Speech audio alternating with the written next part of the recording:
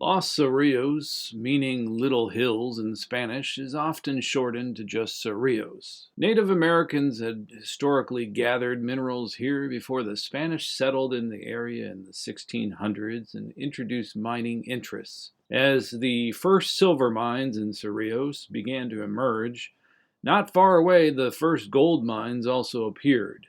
Indigenous people relied on the turquoise of the area and preferred the local lead glaze on pottery. In 1871, Congress delegate Stephen B. Elkins bought 606 acres of the future site of Cerrillos at $2.50 an acre, which was equal to about $80 today. Elkins and Tom Catron formed the Cerrillos Land Company. That same year, Elkins controlled 108 square miles of the Ortiz Mining Grant, capitalizing on the nearby coal deposits. As it prospered, the Atchison, Topeka, and Santa Fe Railroad obtained a route through Radin Pass, and Elkins expected his acquired land would lay the route. On January 15, 1879, Frank Dimmick and Englishman Robert Hart from Leadville, Colorado, announced gold in the Cerrillos Hills, sparking a tent city of 300 miners in mining towns like Carbonataville, Purdon's Camp, Poverty Flats, and Bonanza City.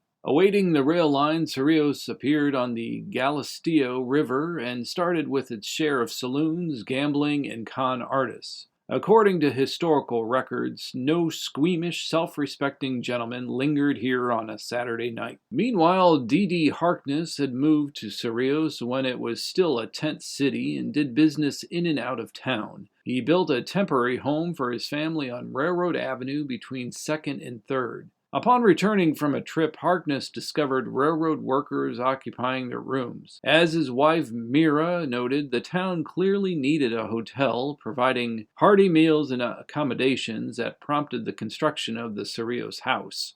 This 18-room establishment became the town's first hotel. The first post office opened in January of 1880, with George A. Waller named as the town's first postmaster. But from dusk came life as the Santa Fe to Lamy rail spur was completed in February 1880, and by April, the main rail line was extended through to Albuquerque. The future Los Cerrillos station was the supply center for the surrounding camps of Carbonataville, Golden, San Pedro, and Dolores, with more added later. On March 8, 1880, Cerrillos celebrated Founders Day and would soon boast over 20 saloons, some likely just tents, a few bottles, and a card table, while more permanent fixtures had a staircase to the upstairs entertainment. By the following year, it was reported Cerrillos is coming to the front as a rich mining camp and a lively town.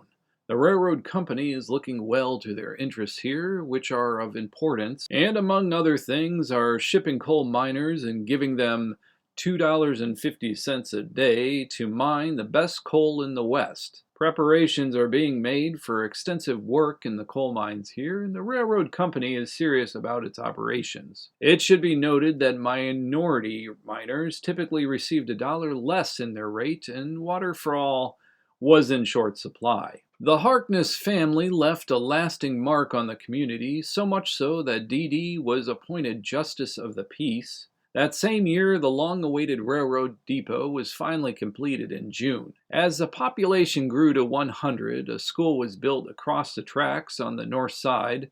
Joseph Richards served as postmaster while also running a drugstore. George Lay worked as the town blacksmith, and Richard Green constructed the Palace Hotel, a two-story masonry and wood frame building that became Cerrillos' most elegant and prominent hostelry. The palace housed a doctor's office, a dentist, a tailor, likely sharing much of the same equipment. In fact, during the 1890s, the outlaw Blackjack Ketchum was stitched up here from a bullet wound on the hotel's second floor. Religious life took root in 1884 when Reverend W.C. Wheeler established the First Methodist Church, building an adobe structure on the south side of Waldo Street. By the decade's end, Reverend Isaac N. Crutchfield moved his large family to Cerrillos and assumed the pastorate. His brother Zadok, known as Zed, was elected constable, effectively serving as deputy sheriff. Zed's first year was routine, rounding up stray dogs and hogs investigating a suspicious horse and buggy rental, warning hunters to keep gunfire outside town limits, and shooing away railroad hobos off the tracks. He also oversaw construction of a new jail, and just in time for William C. Hurt's purchase of a large hall on Main Street, dubbed the Opera House.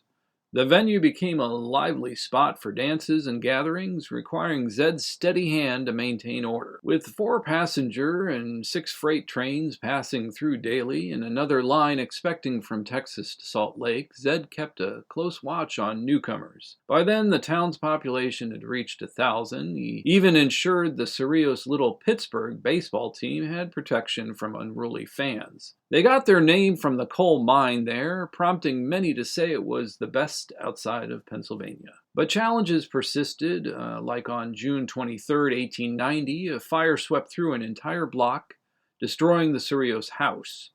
Then on July 21, 1891, James Fairweather, a young English miner, came to town to cash his paycheck before catching a train to Kingman, Arizona for a new job. While waiting, Fairweather had become intoxicated and fought with other miners in a saloon.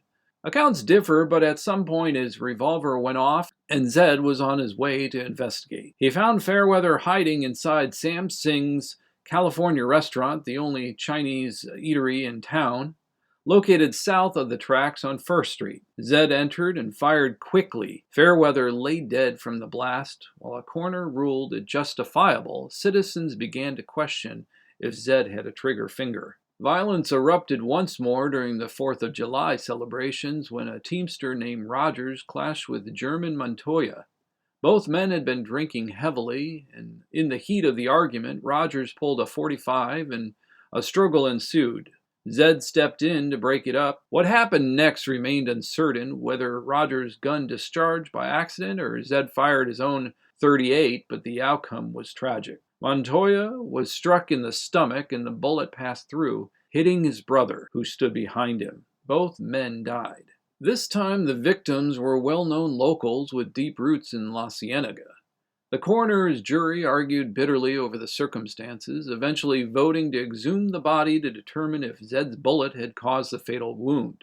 But before that could happen, Zed vanished on July 13, 1892. Rumors had spread that he had been thrown down a mine shaft, but later research revealed the truth. Zed and his family picked up quietly and left town for Texas. In late 1897, the Mary Mining and Smelting Company built a smelter on Elkins property just across from San Marcos Arroyo. But in 5 years, it went broke. Electric lights were introduced in Madrid around 1899, benefiting the area, and the first and only paved street in town became a part of State Highway 10. Today, the area is known for its Old West charm, with some of its historic buildings used in filming, notably in Young Guns. Visitors are sure to stop at the Cerrillos Hills State Park and museums like the Cerrillos Turquoise Mining Museum. This has been Biographies of the West. My name is Lorin Morgan-Richards. Thanks for watching.